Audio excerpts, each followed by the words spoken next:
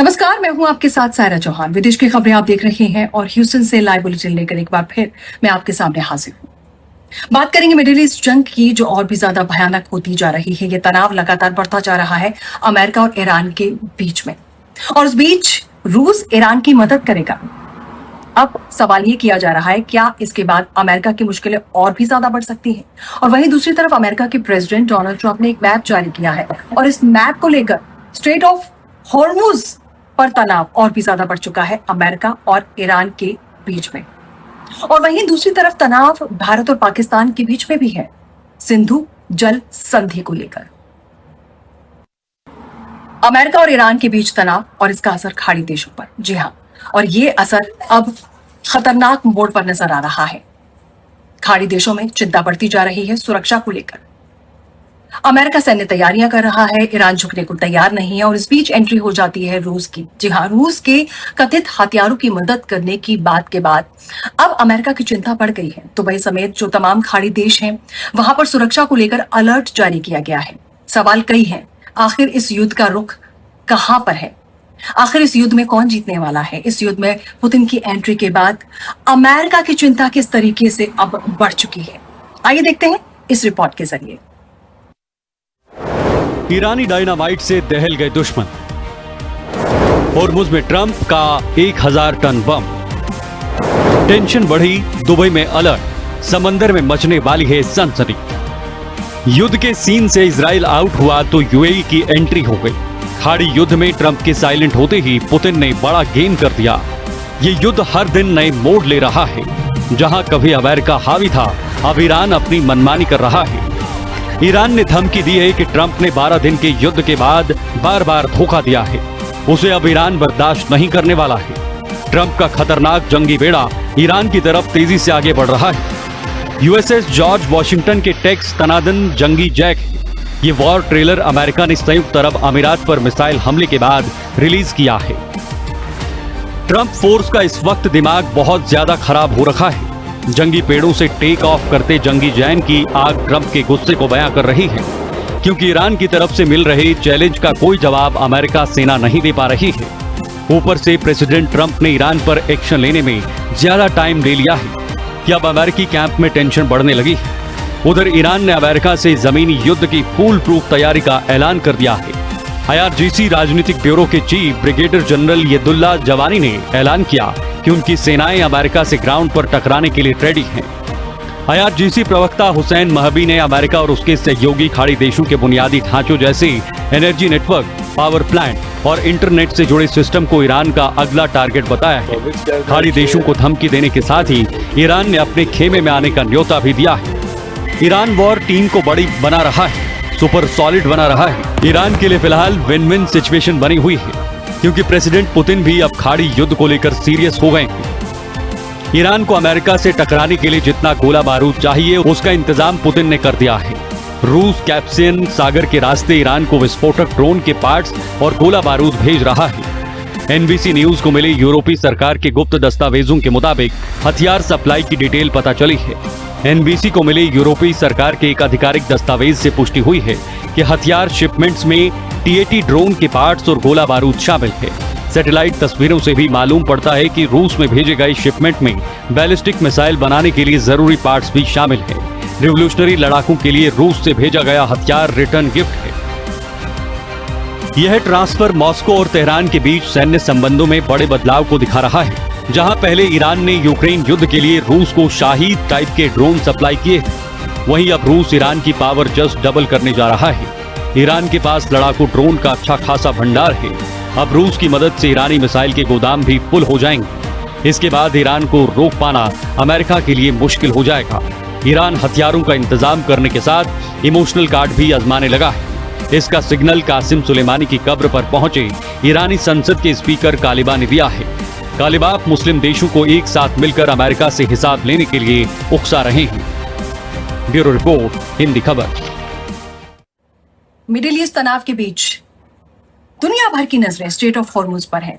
Iran के लिए ये अहम समुद्री रास्ता एक खास रणनीतिक हथियार है, तो वहीं अमेरिका लगातार स्ट्रेट ऑफ हॉर्मुज पर अपने कब्जे की बात करता है। लेकिन इस बीच अमेरिका के प्रेसिडेंट डोनाल्ड ट्रंप ने एक मैप जारी किया है, जी हां, स्ट्रेट ऑफ हॉर्मुज को लेकर, जिसके बाद अमेरिका और ईरान के बीच तनाव और भी ज्यादा बढ़ गया है। अमेरिका स्ट्रेट ऑफ हॉर्मुज पर अपना अधिकार जताता है, तो वहीं ईरान जो है किसी भी तरह से झुकने को तैयार नहीं है। लेकिन अब सवाल यह है कि अमेरिका के प्रेसिडेंट डोनाल्ड ट्रंप ने जिस तरीके से यह मैप जारी किया है, ये युद्ध किस तरफ जा रहा है? आखिर स्ट्रेट ऑफ हॉर्मुज पर किसका अधिकार होगा? ये समझते हैं इस खास रिपोर्ट के जरिए।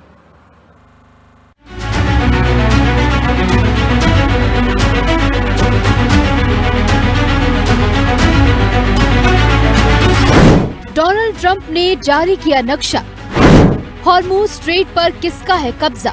मिडिल ईस्ट में जंगे तनाव का केंद्र बन चुका है वो समुद्री गलियारा, जिसे हथियार बनाकर ईरान ने अमेरिका को युद्ध से पीछे हटने के लिए मजबूर कर दिया। अमेरिका ने ईरान पर हमला रोका है, फिलहाल खत्म नहीं किया है। ऐसे में हॉर्मुज को लेकर अमेरिका और ईरान में तनाव फिर से तेजी से बढ़ रहा है और ये तनाव किसी भी वक्त भीषण युद्ध में बदल सकता है, क्योंकि समझौते की तरफ बढ़ रहे अमेरिका के तेवर भी आक्रामक हो गए हैं। अमेरिकी राष्ट्रपति डोनाल्ड ट्रंप ने सोशल मीडिया पर एक मैप जारी किया है। ट्रंप ने स्ट्रेट ऑफ हॉर्मुज को अमेरिका का हिस्सा बनाने की कोशिश की है।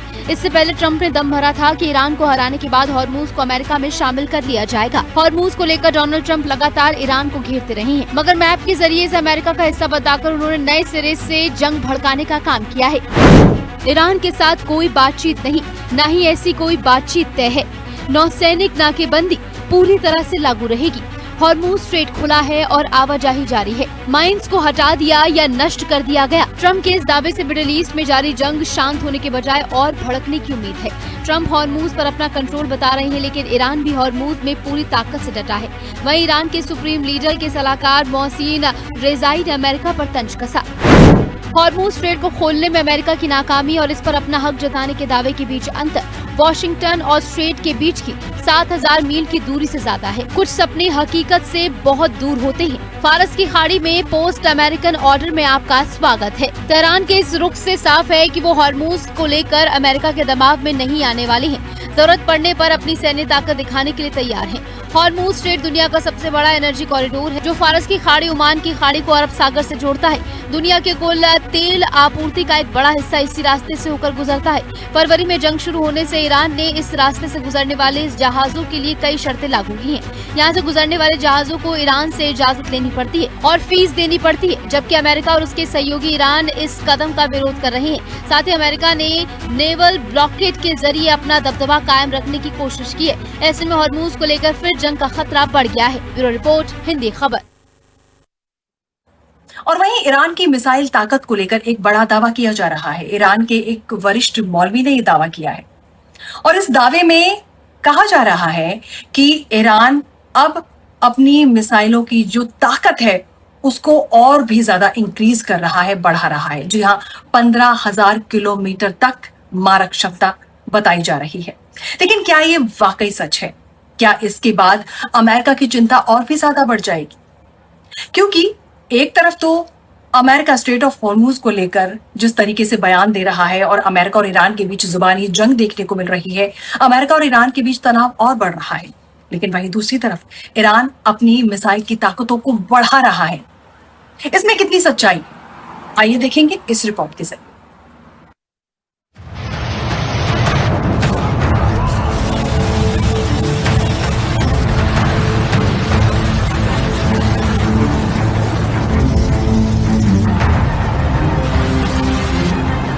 ईरान के पास मिसाइलों का भंडार है। IRGC के जखीरे में ऐसी मिसाइलें हैं जो पलक झपकते ही युद्ध का नक्शा बदल सकती हैं। ईरान के पास जितनी भी मिसाइलें हैं वो सभी अधिकतम 4000 किलोमीटर तक तबाही मचा सकती हैं। इसलिए जब अमेरिका ने ईरान पर हमला किया तो मिसाइलों के दम पर IRGC ने मिडिल ईस्ट में अमेरिकी बेस को निशाना बना लिया है। अमेरिका की धरती पर हमला नहीं कर सका, इसलिए ईरान ऐसा खूंखार बनाने की तरफ कदम बढ़ा रहा है जो अमेरिका की जमीन पर तबाही मचा सकता है। ईरान के सीनियर मौलवी ने जो दावा किया है वो अमेरिका के लिए खतरे की घंटी बजा रहा है। मौलवी के मुताबिक मिसाइलों की रेंज 15,000 किलोमीटर तक बढ़ाने की तैयारी। अगर ये दावा सही है तो ईरान ऐसी मिसाइल बना रहा है जो अमेरिका की धरती पर धमाका कर सकेगी। मिसाइलें ईरान की सबसे बड़ी ताकत है। इसलिए ईरान अपनी मिसाइलों की रेंज बढ़ा रहा है ताकि अगली बार अमेरिका को टारगेट कर सके। मौलवी ने 15,000 किलोमीटर वाले मिसाइल के दावे के साथ ही अमेरिका को धमकी दी है। हम खुद को इस तरह से तैयार कर रहे हैं ताकि अमेरिकी लोग देख सके कि मिसाइल हमला कैसे होता है और वो समझ सके कि खून और तबाही में फंसे रहने का क्या मतलब है। जानकारों का मानना है कि भारी भरकम मिसाइलों को बनाने के लिए कोरिया की मदद ले सकता है। दुनिया का ध्यान इस वक्त अमेरिका और ईरान के बीच चल रहे बवाल पर टिका है, लेकिन एशिया के दूसरे कोने में एक बड़ा परमाणु संकट सिर उठा रहा है। उत्तर और दक्षिण कोरिया वाले इस पूरे इलाके में माहौल अब बेहद तनावपूर्ण हो चुका है। दक्षिण कोरिया ने जैसे ही ऐलान किया कि वो परमाणु ऊर्जा से चलने वाली पनडुब्बियां बनाने की तैयारी में है, उत्तर कोरिया के तानाशाह किम जोंग उन का पारा चढ़ गया। उत्तर कोरिया ने इसे सीधे सीधे युद्ध भड़काने की साजिश बताया है। उनका कहना है कि ये दक्षिण कोरिया की खुद को परमाणु हथियारों से लैस करने की एक सोची समझी चाल है। अमेरिकी राष्ट्रपति डोनाल्ड ट्रंप ने कहा कि ईरान को हराने के बाद वे होर्मुज स्ट्रेट को अमेरिका का इलाका घोषित करेंगे। उन्होंने ये बात शुक्रवार को न्यूयॉर्क में अपने समर्थकों को संबोधित करते हुए कही। वे न्यूयॉर्क में रिपब्लिकन पार्टी की रैली को संबोधित कर रहे थे। ट्रंप का ये बयान ऐसे समय में आया है जब अमेरिका और ईरान करीब 6 महीने से चल रहे संघर्ष को खत्म करने के लिए समझौते की कोशिश कर रहे हैं। उनके इस बयान के बाद ईरान ने भी पलटवार किया। उप विदेश मंत्री काजेम गरीबाबादी ने कहा कि होर्मुज ईरान की था, है और रहेगा। इसे किसी ट्वीट या चुनावी भाषण के जरिए नहीं कब्जाया जा सकता। उन्होंने कहा कि ईरान ना तो धमकियों से डरता है और ना ही किसी ताकत के आगे झुकता है। होर्मुज स्ट्रेट दुनिया का सबसे अहम समुद्री रास्ता माना जाता है। इसी रास्ते से दुनिया के कई देशों तक तेल, प्राकृतिक गैस और खाद पहुंचती है।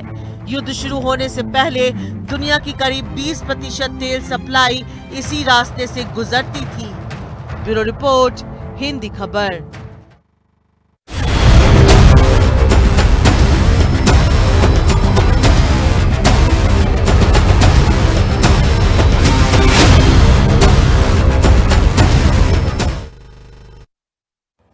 ईरान के साथ अमेरिका का ये युद्ध अमेरिका के लिए काफी महंगा साबित हो रहा है।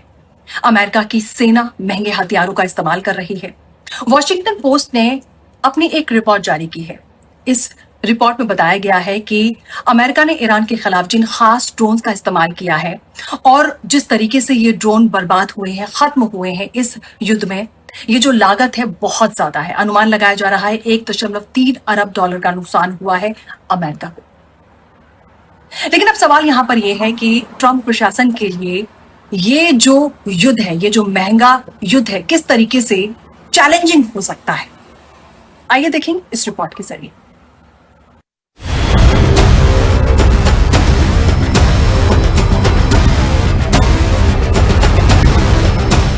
अमेरिका के लिए मुसीबत बना ईरान, 1.2 लाख करोड़ की चपत।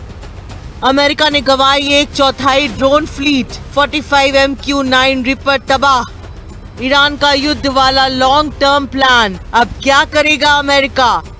युद्ध लंबा खिंचने से तनाव में अमेरिका, 6 सैनिकों का सुसाइड। यूएसएस अब्राहम लिंकन पर फंस गए सैनिक, होर्मुज में बड़ा संकट। ईरान के साथ युद्ध अमेरिकी सेना के लिए एक महंगा ऑपरेशन साबित हो रहा है। ईरान के साथ जंग में अमेरिकी सेना को कम से कम 45 महंगे MQ-9 रिपर ड्रोन का नुकसान उठाना पड़ा है। ये संख्या अमेरिकी ड्रोन बेड़े का लगभग 1/4 हिस्सा है। वॉशिंगटन पोस्ट ने अपनी रिपोर्ट में ये खुलासा किया है।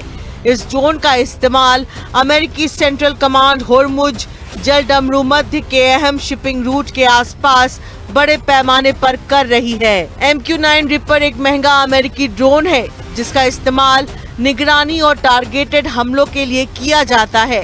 खास बात है कि भारत ने भी अमेरिका से ये ड्रोन खरीदे हैं।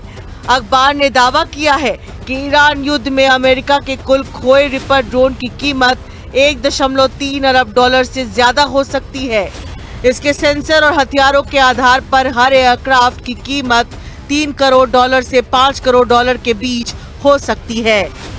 अखबार ने बताया है कि ड्रोन का इस्तेमाल होर्मुज जलडमरू मध्य के आसपास बड़े पैमाने पर किया गया है, लेकिन ईरान और उसके सहयोगियों के लिए ये आसान निशाना बन गए हैं। इसकी वजह इन ड्रोन का धीरे और अक्सर कम ऊंचाई पर उड़ना है। हालांकि इन सभी 45 ड्रोन को ईरान ने ही नहीं मार गिराया। कुछ ड्रोन क्रैश हो गए जब ऑपरेटर्स से कम्युनिकेशन लिंक टूट गया। पब्लिक बजट डेटा और सैन्य अधिकारियों के हवाले से रिपोर्ट में बताया गया है कि युद्ध शुरू होने से पहले एयरफोर्स के बेड़े में लगभग 165 रिपर ड्रोन थे, जबकि मरीन कॉर्प्स के पास 20 ड्रोन थे। एयरफोर्स के लेफ्टिनेंट जनरल डेविड टैबर ने मई में सीनेट को बताया था कि ये संख्या घटकर लगभग 135 रह गई है। अखबार के अनुसार मरीन कॉर्प्स का कोई भी रिपर ड्रोन नहीं खोया है। रिपर ड्रोन को नुकसान ये दिखाता है कि महीनों तक चले युद्ध के चलते अमेरिकी हथियारों के भंडार पर दबाव कितना बढ़ गया है। अमेरिकी सेना के सामने पहले ही पैट्रियट मिसाइलों की कमी बनी हुई है। ईरान के साथ युद्ध के पहले महीने में अमेरिकी सेना ने 850 से अधिक टॉम हॉक क्रूज और 1000 से अधिक पैट्रियट और थर्ड एयर डिफेंस इंटरसेप्ट दागे थे। बड़े पैमाने पर मिसाइलों और इंटरसेप्ट के खर्च होने के चलते अमेरिकी सैन्य कमांडरों को रक्षात्मक रणनीति में बदलाव के लिए मजबूर होना पड़ा है। हालांकि पेंटागन ने हथियारों की कमी वाली रिपोर्टों को खारिज किया है, लेकिन ट्रंप प्रशासन ने युद्ध के खर्च और भंडार को फिर से भरने के लिए अरबों डॉलर की मांग की है। ट्रंप प्रशासन ने 68 अरब डॉलर का अतिरिक्त पैकेज मांगा है। ईरान के खिलाफ 45 रिपर ड्रोन गंवाए, कुल 1.3 अरब डॉलर का भारी नुकसान, मिसाइल और इंटरसेप्ट भंडार में कमी चुनौती। वॉशिंगटन पोस्ट के रिपोर्ट के अनुसार पेंटागन के आंकड़ों में युद्ध शुरू होने से पहले अमेरिकी सेना के पास करीब 185 रिपर ड्रोन थे। हालांकि इसमें अमेरिकी खुफिया एजेंसियों द्वारा इस्तेमाल किए जाने वाले ड्रोन शामिल नहीं हैं। रिपोर्ट्स के मुताबिक ज्यादातर रिपर ड्रोन होर्मुज जलडमरू मध्य और उसके आसपास गिराए गए हैं। रिपर मुख्य रूप से निगरानी, खुफिया जानकारी जुटाने और सटीक हमलों के लिए इस्तेमाल किया जाता है। ये कोई अत्यधिक तेज गति वाला लड़ाकू विमान नहीं है, इसलिए जब इसे ऐसे इलाके में भेजा जाता है जहां दुश्मन की वायु रक्षा सक्रिय हो तो जोखिम बढ़ जाता है। टॉम हॉक और थार पर भी बड़ा दबाव अमेरिका के सामने दूसरी बड़ी चुनौती लंबी दूरी की मिसाइलों और मिसाइल डिफेंस इंटरसेप्ट का भंडार है। रिपोर्ट के मुताबिक युद्ध के पहले ही महीने में अमेरिकी सेना ने करीब 850 टॉम हॉक क्रूज मिसाइलों और 1000 से ज्यादा पैट्रियट और terminal high altitude area defence third intercept का इस्तेमाल किया। अमेरिकन इंटरप्राइज इंस्टीट्यूट की एक रिपोर्ट के अनुसार अमेरिका की मौजूदा उत्पादन क्षमता के आधार पर थर्ड इंटरसेप्ट की संख्या तेजी से बढ़ना मुश्किल है। रिपोर्ट में सालाना करीब 96 इंटरसेप्ट की उत्पादन क्षमता का उल्लेख किया गया है। पेंटागन अगले वर्ष तक 857 और 5 वर्षों में 2600 थर्ड इंटरसेप्ट तैयार करना चाहता है। ईआई के वरिष्ठ अधिकारी टाड हैरिसन के अनुसार एक थर्ड इंटरसेप्ट के निर्माण में करीब 3 साल तक लग सकते हैं। इस तरह 2600 थर्ड तैयार करने में 27 साल का लंबा समय लग सकता है। ब्यूरो रिपोर्ट, हिंदी खबर।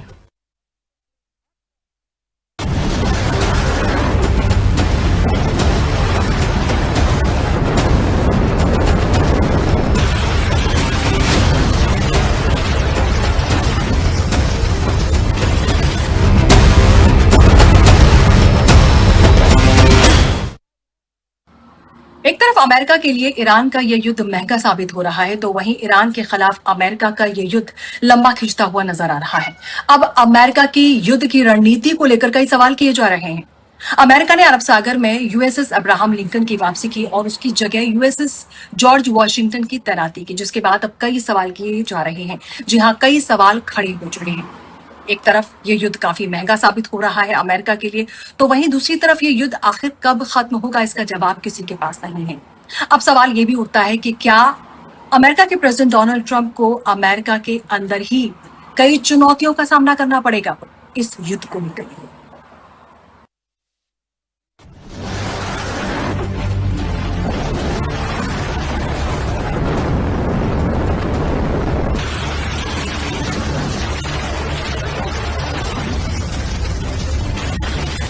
बहुत हुई ट्रंप की दादागिरी, अब ईरान की बारी। आत्महत्या को मजबूर अमेरिकी सैनिक, जंग से भागा युद्धपोत यूएसएस अब्राहम लिंकन। होर्मुज का ट्रैप, साल 2029 तक जंग। ईरान युद्ध को लगभग 170 दिन होने को आया है। 5 महीने से ज्यादा की जंग में इस वक्त ट्रंप बुरी तरह से फंस गए हैं। एक तरफ होर्मुज पर ईरानी गदर है तो दूसरी तरफ अमेरिका के बेहद महंगे और एडवांस MQ-9 को ईरानी सेना और हुती लड़ाके कीट पतंगों की तरह मार रहे हैं। लंबी जंग से करा रहे अमेरिकी सैनिक आपस में एक दूसरे पर करारा प्रहार कर रहे हैं। ट्रंप के लिए संकट क्यों बनी नाकाबंदी? अमेरिका ने बनाई ड्रोन टास्क फोर्स, क्या जंग में उतरेंगे खाड़ी देश? समंदर में 9 महीने की गश्त और बारूदी तूफानों से टकराने के बाद यूएसएस अब्राहम लिंकन अरब से वापस लौटने वाला है। अमेरिका के इस विशाल एयरक्राफ्ट कैरियर का लौटना महज एक जहाज का वापस आना नहीं, इस बात पर मुहर है कि अजेय योद्धा की छवि वाला अमेरिका ईरान के सामने बेबस है। क्योंकि लिंकन की जंग भले खत्म हो चुकी है, लेकिन अमेरिका अब भी ईरान के सामने संघर्ष कर रहा है। अमेरिकी राष्ट्रपति ट्रंप के सभी प्लान धराशायी होते नजर आ रहे हैं। जिस नाकाबंदी को ट्रंप तुरुप का इक्का मान रहे थे, उसी नाकाबंदी में वॉशिंगटन फंसने लगा है। इतिहास नतीजों से नहीं, इस बात से लिखा जाता है कि कहानी किसने बयां की। अमेरिका इस कथन को सत्य मानकर ईरान से जंग लड़ रहा है, लेकिन डोनाल्ड ट्रंप भूल बैठे हैं कि 21वीं सदी का आधुनिक इतिहास किसी एक शख्स की जागीर नहीं बनने वाला है। यही वजह है कि युद्ध मंत्री पीट हेगसेथ जिस नाकाबंदी को अनिश्चित काल तक लागू करने की बात कर रहे हैं, उसकी हकीकत दुनिया के सामने आ चुकी है। अमेरिका यूएसएस लिंकन को वापस बुलाने की तैयारी कर चुका है। लिंकन ईरान की नाकाबंदी में फ्रंट फुट पर तैनात है। अब इसकी जगह लेने के लिए यूएसएस जॉर्ज वॉशिंगटन को भेजा गया है। इस अदला बदली की वजह लिंकन पर फैली कुव्यवस्था की खबरें हैं। यूएसएस अब्राहम लिंकन 260 दिन से समंदर में था। इसे लगभग 200 दिन से कोई पोर्ट कॉल नहीं दी गई थी, यानी वो 200 दिन से किसी बंदरगाह पर नहीं रुका था। जबकि 30 से 40 दिन के अंदर एयरक्राफ्ट कैरियर को किसी न किसी पोर्ट पर रुकना जरूरी होता है। लंबी तैनाती की वजह से कैरियर पर खाने की कमी हो गई थी, टॉयलेट की समस्या खड़ी हो गई थी। नौसैनिक और उनका परिवार मानसिक तौर पर टूटने लगे थे। दावा है कि 6 सैनिकों ने समंदर में छलांग लगाकर आत्महत्या की कोशिश भी की थी। डोनाल्ड ट्रंप ने एक तरफ लिंकन के बदले यूएसएस वॉशिंगटन को अरब भेजा है, तो वहीं दूसरी तरफ पेंटागन को ऐसा आदेश दिया है जिससे उनके फैसलों पर सवाल उठने लगे हैं। दावा है कि ट्रंप ने सबसे आधुनिक फोर्ड क्लास एयरक्राफ्ट कैरियर से इलेक्ट्रोमैग्नेटिक एयरक्राफ्ट लॉन्च सिस्टम यानी EMALS को हटाने का आदेश दिया है। इसकी जगह पुरानी स्टीम कैटापुल्ट तकनीक का इस्तेमाल किया जाएगा। जहां अमेरिका इस नई तकनीक से पीछे हट रहा है, वहीं चीन अपने नए एयरक्राफ्ट कैरियर्स में से EMALS का इस्तेमाल कर रहा है। फ्रांस भी अपने नए जहाजों के लिए इसी तकनीक की योजना बना रहा है। अमेरिकी राष्ट्रपति का मानना है कि ये तकनीक बेहद जटिल, महंगी और भरोसेमंद नहीं है। पुरानी भाप प्रणाली ज्यादा शक्तिशाली है और आपात स्थिति में आसानी से मरम्मत की जा सकती है।